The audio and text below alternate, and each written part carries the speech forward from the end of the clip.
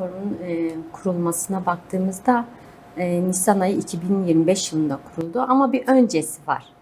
Öncesi var derken hani biz TEJA olarak da, kadın hareketi olarak da yani yaptığımız birçok aile ziyaretlerinden, kadın buluşmalarından, ev ziyaretlerinden aslında bu ihtiyaç doğrultusunda kurulduğunu söyleyebilirim. Çünkü gittiğimiz her bir aile ziyaretinde dokunduğumuz her bir anneye, her bir kadına ne yazık ki madde bağımlılığıyla ilgili çok ciddi anlamda bize şikayette bulunuyorlardı. Hani bizim çocuklarımız madde kullanıyor, bununla ilgili biz ne yapabiliriz, nereye başvuru yapabiliriz, nereye gidebiliriz? Ve biz de çocuklarımızın böyle günden güne gözümüzün önünde erimesine şahit oluyoruz ve elimizden hiçbir şey gelmiyor demeleri noktasında akabinde aslında Şiarbe platformu kuruldu. Nisan ayı 2025 yılında ve ilk kurulduğunda da ciddi bir ivme de kazandı aslında. Halkın gözünde de, halkın nezdinde de ciddi bir ivme kazandı. Kurulduktan sonra akabinde Ahmet'te yürüyüşler yapıldı. Sadece salt yürüyüşlerle sınırlı kalmadı aslında. Aynı zamanda parklarda nöbet eylemleri yine hakeza tuttuk. Ahmet'in birçok ilçelerinde, parklarında geçen yazdı, bu zaten geçen yazına. Birçok kurumun katılmasından dolayı da birçok eylemsellikler gerçekleştirdik. Hani salt Ahmet tek değil aslında Kürdistan'ın birçok bölgelerinde, birçok yerinde yapıldı bu çalışma.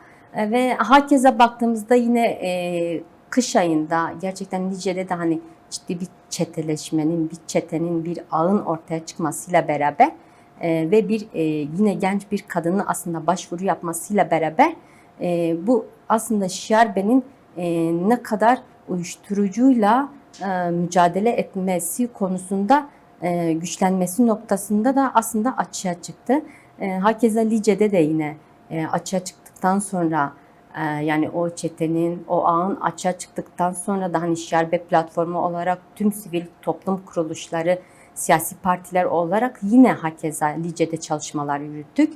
20'den fazla köy toplantıları, halk toplantıları, kadın buluşmaları, kadın toplantıları yaptık.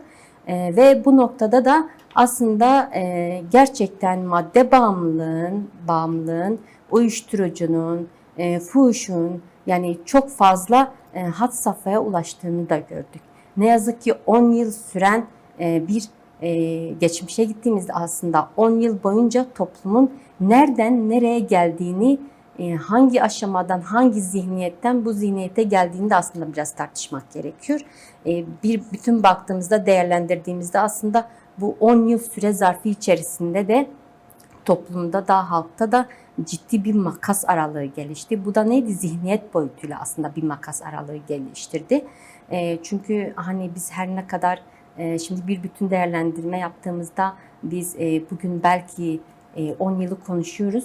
Bu 10 yılın ne kadar o açığı getirdiğini konuşuyoruz, değerlendiriyoruz ama bu 10 yıl boyunca da aslında atılan kayyumlarla beraber hani belediyelerin de hani kayyumlarla birlikte çok aktif gençlere dönük, kadınlara dönük, spor aktiviteleri olsun hani geliştirmediğini ve birçok alanı kapattığını da değerlendirdiğimizde aslında bunlar hepsi sarmal bir şekilde bugünü doğurduğunu görebiliyoruz. Yani platform Şiarbe platformuyla alakalı hani geçmişteki 2025 yılını böyle değerlendirebiliriz. Toplumsal aslında Şiarbe platformunun toplumsal ayağı çok önemli. Çünkü bunu en azından şurada da gördük aslında Lice'de yaptığımız toplantılarda da birkaç ay önce hani orada yaptığımız halk buluşmalarında da açığa çıktı. Çünkü halk, oradaki kadınlar, anneler de aslında bunu söyledi. Kendi mahallemizi artık biz koruyalım. Yani madde kullananlardan biz koruyalım, izin vermeyelim, müsaade etmeyelim. Hatta annelerin böyle bir cümlesi oldu. Kendi süpürgelerimizle karşı çıkalım aslında. Böyle bir değerlendirmeleri de oldu. Aslında bunu toplumsal ayağını örgütlemek boyutuyla, amacıyla Şiarbe evet 2025 yılında kuruldu. Ama 2026 yılında platform güçlendirilerek tüm kurum ve sivil toplum kuruluşlarını da dahil ederek bu platformu güçlendirdi ve halk boyutunu örgütleme ayağını aslında oluşturmaktır temel amacımız. Temel amacımız bu olduğundan kaynaklı bizim çalışmalarımız ve planlamalarımız da bu yönde yapacağız planlamalarımızı. En basit örnek verirsek evet Şiarbe 2025'te ama bugün 2026'da ise Rabın hamlesiyle. Önce Şiarbe sonra Rabın hamlesiyle deklarasyonu yaptık zaten Koşuyolu Parkı'nda. Ve bunu yaparken de Koşuyolu Parkı'nı bile bilinçli seçtik aslında. Koşuyolu Parkı'nda biz bilinçli seçtik. Neden? Çünkü orada da gerçekten hani hem madde bağımlılığı olsun hem de özel hani fuhuş olsun yapılan bir bölge. Ne yazık ki. Aslında düne kadar özellikle demokratik siyasi partilerin elindeyken belediyeler Koşuyolu Parkı'nı hatırlıyoruz. Kuruluşunu belki biraz zorlarsak hatırlayacağız. Kültürel etkinliklerin yapıldığı, kadınların oturup zaman geçirdiği bir parkken aslında kayyımlarla birlikte oranın birer fuhuş merkezi olarak anıldığına şahit olduk bu kentte yaşayan kadınlar olarak. Belki burada da kayyımların rolüne de dikkat çekmek gerekecek birazcık. Ya oraya zaten değinmek gerekiyor çünkü orası ilk kurulduğunda gerçekten hani halkın gittiği, kadınların gittiği, çocukların gittiği, oturduğu bir çay bahçesiyken ve şu an geldiği aşama kayyumlarla beraber yine de çünkü orayı kayyumlarla birlikte orası bambaşka bir yere dönüştü ve orada da deklarasyonumuzu yaptık. O sebepten dolayı yaptık ve akabinde aslında orada gençlik öncülüğünde de 2 gün boyunca oturma eylemi gerçekleştirdik. Hakeza yetmedi biz orada oradaki halkla beraber halk toplantısı gerçekleştirdik. Gerçekten burada sizin temel sorununuz nedir? Halk boyutunu örgütlemek gerekiyor bu noktada. Halka indirgemek gerekiyor ve halkın kendi mahallesini maddeden, uyuşturucudan, fuhuşa karşı onların kendisi mücadele etmesi gerekiyor. Bu noktada bu çok önemli ve orada halk toplantısı gerçekleştirdik. Oradaki halkla birlikte toplantıda açığa çıkan onlar da geçmiş hafızaya değindi zaten. Biz hani geçmişte kayyumlar olmadan önce bu park çok aktifti ve biz hepimiz çok gönül rahatlığıyla orada aslında giderdik, otururduk, çayımızı içerdik, çocuklarımız giderdi, parklarda oyun alanlarıydı. Ama bugün biz oradan geçemiyoruz demeleri vardı ve geçmişe dönülmesi talepleri doğdu. Oradaki halkın kendi önerileri tekrardan bu parkımız geçmişte olduğu gibi bizim gideceğimiz, yaşayabileceğimiz, çocuklarımızın oyun alanı olabileceği bir yere dönüşsün üzerinde önerileri gelişti. Ve bu noktada da aslında biz de Şiarbe platformu olarak, kadın hareketi olarak da aynı zamanda hani onun geçmiş özüne dönmesi için tabii resmi bazı başvurularda da bulunacağız. Ama şöyle bir şey diyebilirim. Gerçekten hani bunun hani demokratik toplum inşası varken ve aynı zamanda bu madde bağımlılığı aslında Kürdistan bölgesine özel olarak hani uygulanmış sistematik bir sistem haline gelmişken ve bizim de bu noktada aslında güçlü bir örgütlenme çalışmasıyla, halk örgütlenmesiyle bunu halka indirgemek, halka empoze edip kendilerinin aslında kendi mahallesini, kendi sokağını yani o noktada kendilerinin refleks göstermesi gerektiği noktasında. Yine şöyle bir şey, biz aslında kaç gündür zaten bir şerbet çalışmasını yine yürütüyoruz hakeza. Tüm sivil toplum kuruluşları bir bütün açıklama yaptı, deklarasyon yaptı aslında. Madde ile mücadeleye karşı. Yani biz TEJA olarak da yaptık aslında bu açıklamayı. Hakeza oturma eylemi de gerçekleştirdik.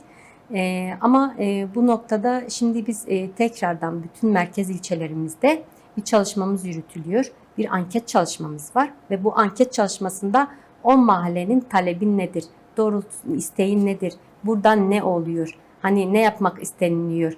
Ve aynı hani bunu halkla beraber örmek, halkın önerisi doğrultusu isteğinde aslında bu çalışmaları yürütmek için şu an aslında Ahmet'in birçok ilçesinde hem gençlik olsun, kadın olsun, birçok kurum ve kuruluşlarımız olsun bu çalışmayı yürütüyorlar. Akabinde şöyle bir şey de söyleyebilirim. Biz bu çalışmayı yaparken de aynı zamanda aslında halkın bir bütün bu sürece destek verdiğini ve aynı zamanda bütün sivil kuruluşların da bu sürece destek verdiğini, hani bizim planlamamız kısa vade, orta vade ve uzun vadede aslında bir planlamamız var. Bu söylediklerim evet kısa ve orta vadede ama uzun vadede ise rehabilitasyon merkezleri açmak, kurmak. Çünkü gerçekten hani baktığımızda birçok yani gençlerin, genç kadınların madde, fuhuşa sürüklendiğini, bağımlı olduğunu ne yazık ki görebiliyoruz. Ama bu noktada ise bizim onlara karşı en azından madde kullananları rehabilite etmek için bir rehabilitasyon merkezinin açılması ve bu yönde de o da biraz uzun vadeye yayılacak bir şey. Aynı zamanda salt bir rehabilitasyon merkezi değil de hem içinde spor aktivitelerini yapabilecek, aynı zamanda destekleme kursları ve o maddeden kurtulduktan sonra da onları hayata, gerçekten hayata karışabilmeleri için istihdam alanları oluşturmak için. Bu da biraz uzun vadeye yayılıyor aslında. Biraz uzun vadeye yayılan bir şey. Ama çok da uzun olmaması yönünde hani yine önerilerimiz gelişti bu noktada. Çünkü gerçekten aileler ciddi anlamda bu konuda muzdariptir. Biz bile sokaklara gittiğimizde yani o maddenin kokusundan, çalışma yürüttüğümüzde maddenin kokusundan, gerçekten o gençlerin o böyle tavırlarından, hallerinden yani halk yani hepimiz yani rahatsızız aslında. Tüm bir bütünen hani bir bütünen mesela halk olarak rahatsızız. Mesela dün akşam birçok kadınlarla anket çalışmasındayken bunu çok rahat bir şekilde dile getirebildiler. Yani biz mahallemizde maddenin kullanılmasını istemiyoruz. Bu tür şeylerin yapılmasını istemiyoruz. Biz çocuklarımızı, kendi çocuklarımız gündüz ortasında sokağa çıkarmaya, sokakta oynamalarını bile engelliyoruz. Yani bir çocuğun zaten en doğal alanı neresidir? Kendi mahallesidir, kendi parkıdır, kendi sokağıdır ve ne yazık ki o bile yapılamıyor. Hani dün akşam anket çalışmasındayken hani kadınların mesela bu yönde hem önerileri oldu ve bu yönde bu yönde aslında talepleri oldu ve bu yönde endişeleri oldu. Yani bu noktada toplumsal ayağı olmazsa olmazı ve Van Haçer'de de olduğu gibi aslında gerçekten annelerin hani böyle o mahallesine, o sokağına sahip çıkmaları, hani izin vermemeleri aslında bunu halka indirgemek gerekiyor ve bir bütün toplumla örgütlemek gerekiyor. Evet, aslında tüm bunlar biraz özel savaş politikalarının da yıllardır dile getirdiğimiz bu politikaların birer sonucu diyebiliriz sanırım. Son bir Tabii ek ki. yapmak istiyorum. Mesela bu boyutuyla Şiarbe platformu araştırmalarda yaparken hani kent konseyi maddeyle mücadele ağı meclisiyle beraber ortak bir çalışma yürütürken dünya örneklerinden de aslında bir örnek vermek istiyorum. Çünkü önemli bir örnek aslında. Biz de bunu burada belki yapabiliriz üzerinden. Çünkü dünya örneklerine baktığımızda Avrupa'da aslında bizim madde ile mücadele platformu bir çalışma yürüttü ve bu çalışmada dünya örneklerinden şöyle bir şey açığa çıktı. Avrupa'da madde kullananlar, hani siz nasıl maddeyle mücadele ediyorsunuz? Çünkü birçok örnek araştırılması yapılıyor. Hani siz nasıl mücadele ediyorsunuz? Buna karşı ne tür çalışmalarınız var diye sorulduğunda aslında onların şöyle bir mücadele tarzı var. Benim gözümde önemli aslında. Şöyle diyebilirim. Yani madde kullananları önce rehabilite edip maddeden kurtulduktan sonra maddeden kurtulan gençler ya da kadınlar, halk, insanlar maddeden kurtulduktan sonra kendileri bu platform, onların oluşturduğu bu platforma dahil olup ve onlar mücadele yürütüyor. Aslında bu çok önemli bir örnek. Ve onlara da atsız timler, kendilerine de atsız timler diye ad koymuşlar. Avrupa'da yapılan bir madde bağımlılığıyla ilgili mücadele bir çalışması. Ve onlarla da görüşme alındığında aslında bizim üyelerimiz bir bütün önce maddeden kurtulup ondan sonra kendi rızalarıyla bu çalışmanın içerisinde olup ve kendilerine de atsız timler değil bu maddeyi kullananlarla ilgili mücadele ediyorlar, mücadele yürütüyorlar. Aslında buradan da çünkü en iyi şekilde hani madde kullanan bir empati kurmak gerekirse en çok onlar daha iyi anlıyor diye bunu da ek olarak eklemek istedim. Gülistan doku meselesini aslında değerlendirirken bir bütün tam olarak aslında özel savaş politikasının Kürt kadınları üzerine Kürt genç kadınları üzerinde nasıl işlendiğinin de aslında bir nevi resmidir diyebiliriz.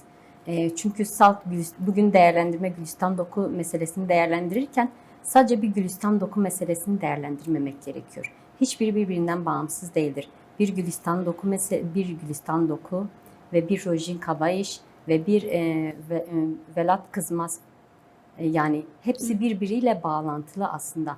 Birbiriyle örülü. Sistematik bir şekilde yapılan bir şey ve Gülistan Doku meselesinde şunu diyebilirim aslında. Biz 6 yıl öncesine gidersek, 6 yıl önce yani bu kadar emare varken, bu kadar veri varken, bu kadar deliller varken Tabii. neden 6 yıl önce bu operasyonlar gerçekleştirilmedi? Şimdi 6 yıl sonra gerçekleştirildi. Yani bunu biraz sorgulamak gerekiyor bence. Yani burada bir bütünün hani o dönemde 6 yıl önce de aslında yine valinin oğlu içinde olduğunu sık sık aile dile getirdi ve birçok veri varken, kamera Aslında görüntüleri, 6 yıl önce kayıtlar varken valinin oğlu değildi belki ama yine bir polisin oğlu, ki onlar da şu an tutuklular. Polisin oğluna işaret ediliyordu. Bu dosya içerisinde, bu dosya kapsamında tutuklandı. Vali oğlunu gizliyordu. Yani Aygül Doku'ya da benim de bir kızım var, senin acını anlıyorum şeklinde aslında orada aileyle nasıl yani deyimi yerindeyse alay edildiğini de biz gördük daha sonraki görüntülerde. Her gün o köprünün başına aileyi götürüp kendi oğlunu da gizledi diyebiliriz sanırım.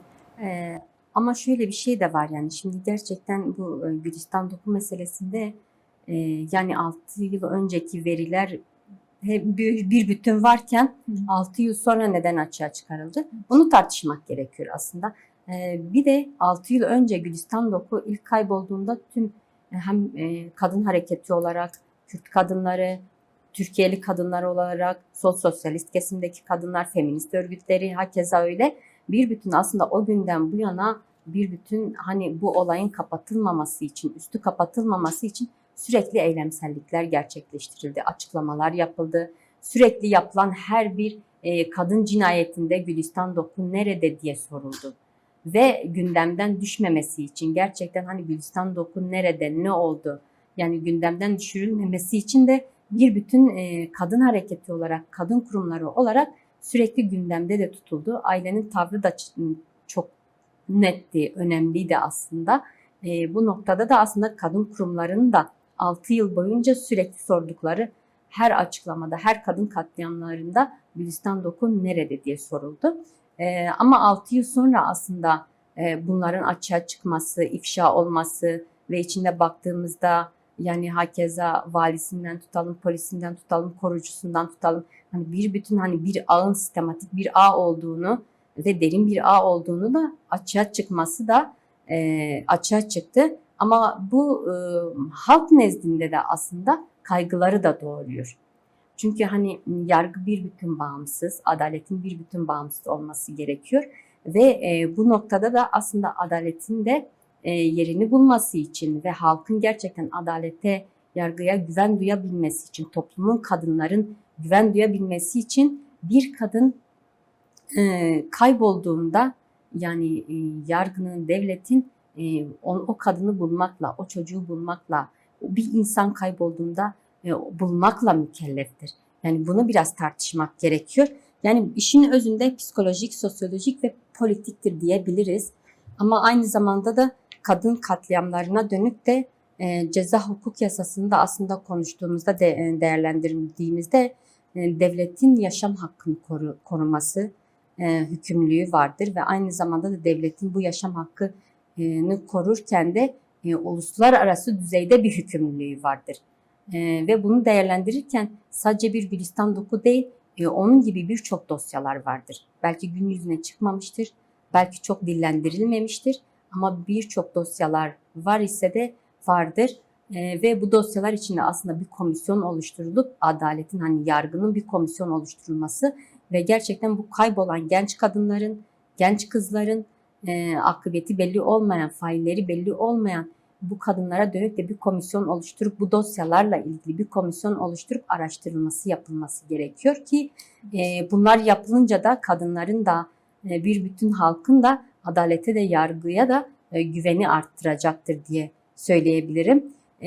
Bu noktada aslında biz kadın cinayetlerine baktığımızda, kadın katliamlarına baktığımızda, kadın şiddetlerine baktığımızda, hakeza çocuk istismarlarına baktığımızda, katliamlarına baktığımızda şu açığa çıkıyor aslında. İstanbul Sözleşmesi zaten biz 6284 nolu yasayı İstanbul Sözleşmesi diye nitelendiriyoruz.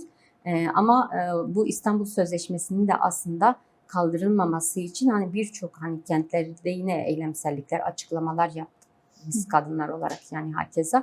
Çünkü bu İstanbul Sözleşmesi'nin kaldırılmasından ve akabinde de aslında birçok kadın katliamlarını doğuracağından, aile içi şiddeti arttıracağından, çocuk istismarlarını arttıracağını aslında çok öngörebiliyorduk.